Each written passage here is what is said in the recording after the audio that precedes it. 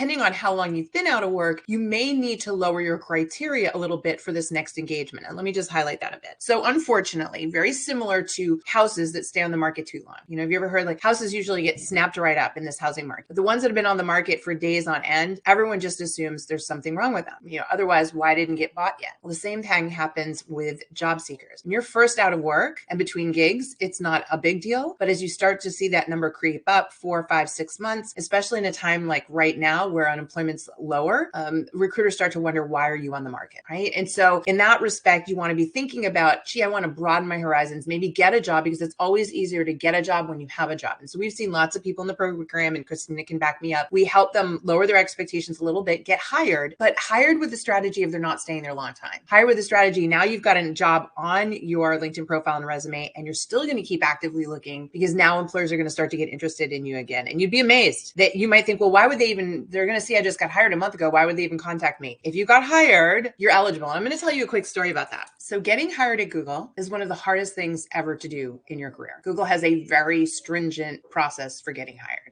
But why would you want to go to work for Google? Well, once you get hired, it's like a green light to every recruiter on the planet that if you made it through the Google hiring process and got hired, wow, you're pretty good. So people are always shocked to hear that tenure at Google is only about 18 months. People don't even stay a full couple of years. And that's become why it's really, really hard, right? It's a very intense environment. But two, the moment they get hired, recruiters start wooing them. So again, it's that theory that if you've been working and if you are working, you are considered more desirable. So that would be something I would have you consider as motivation to reduce your criteria and expand the number of jobs that you